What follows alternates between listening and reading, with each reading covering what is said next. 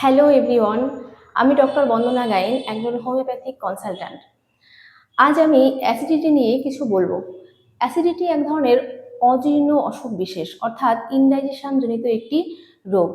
এতে পেট ও বুক জ্বালা করে, মুখ বেয়ে টক জল ও ঢেকুর ওঠে। কখনো কখনো খাওয়ার পর পেট ব্যথা, বমি ভাব, মাথা যন্ত্রণা এবং পায়খানা ক্লিয়ার না হওয়া ইত্যাদি কিছু লক্ষণ প্রকাশ পেয়ে থাকে।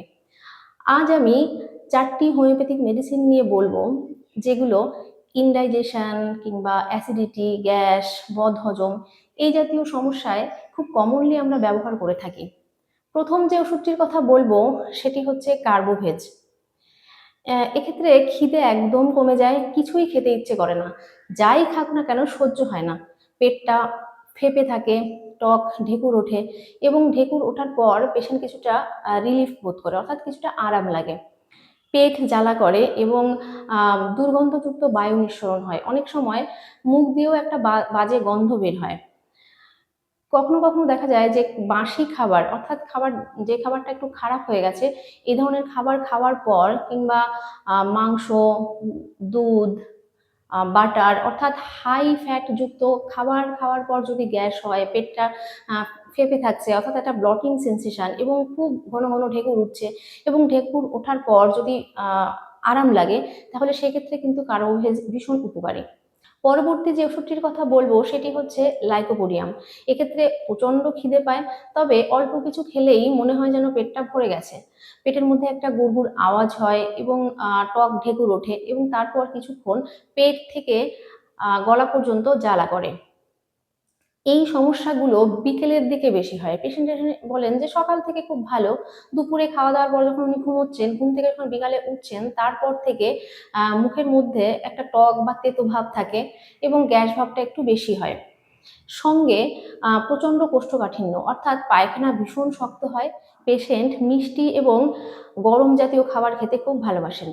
তৃতীয় যে ওষুধটির কথা বলবো সেটি হচ্ছে নাচ ভূমিকা। এক্ষেত্রে সকালের দিকে সমস্যাগুলো একটু বাড়ে।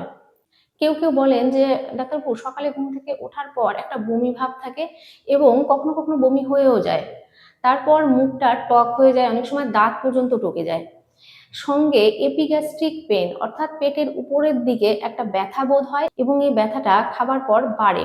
যারা মাংস, তেল মশলাযুক্ত অর্থাৎ রিচ খাবার বেশি পছন্দ করেন এবং একটু ড্রিঙ্ক করার হ্যাবিট রয়েছে, যারা ইন্টেলেকচুয়াল কাজকর্ম বেশি করেন, ফিজিক্যাল অ্যাক্টিভিটি যাদের খুব কম হয়, অর্থাৎ বাড়ি থেকে বেরোচ্ছেন, অফিসে গিয়ে হয়তো ডেস্কে বসে কাজ করতে হচ্ছে সারাদিন, হাঁটা চলা নড়াচড়া খুব একটা হচ্ছেই না এবং রাত 2-3টে পর্যন্ত জেগে থাকছেন, সকালের দিকে যখন ঘুম থেকে উঠছেন তখন ফ্রেশ লাগছে না, সেডেন্টারি লাইফ অর্থাৎ একাকী জীবনযাপন যারা বেশি করেন, তাদের ক্ষেত্রে কিন্তু নাক ভূমিকা ভীষণ উপকারী।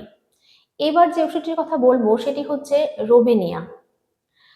যে কোনো ধরনের গ্যাস, এবং গ্যাস হলেই মাথা যন্ত্রণা হবে, মেইনলি ফ্রন্টাল হেডেক, অর্থাৎ মাথার সামনের দিকটা যন্ত্রণা করবে, টক ভাব, বমি ভাব, পেট বুক জ্বালা করা, পায়খানা খুব শক্ত হয়ে যাওয়া এবং অনেক সময় ছোট বাচ্চাদের গ্যাস হয়। এক্ষেত্রেও কিন্তু রোবেনিয়া ভীষণ উপকারী। প্রথম যে 3টি ওষুধের কথা বললাম, যে ওষুধটির সঙ্গে আপনার লক্ষণের মিল থাকবে সেই ওষুধটি 4 দানা দিনে 2 বার, আর যদি লিকুইডে হয় তাহলে 2 ফোঁটা দিনে 2 বার খাওয়ার 30 মিনিট আগে খেতে হবে। যদি সমস্যাটা খুব বেশি থাকে তাহলে 1 ঘন্টা পর পরও আপনারা ওষুধটা খেতে পারেন। সঙ্গে রোবেনিয়া মাদার টিনচার 10 ফোঁটা দিনে 3 বার অর্ধেক কাপ নর্মাল জলের মধ্যে মিশিয়ে খাবার 15 থেকে 20 মিনিট আগে খেতে হবে। এভাবে টানা 15 দিন ওষুধ খাবেন। যদি প্রয়োজন হয় তাহলে ওষুধ রিপিট করতে হতে পারে কিংবা ওষুধের ডোজটা কমানোর প্রয়োজন হতে পারে। সব থেকে বেটার হয় আপনি বা আপনারা কোনো অভিজ্ঞ ডাক্তারের পরামর্শ নিয়েই ওষুধ খাবেন।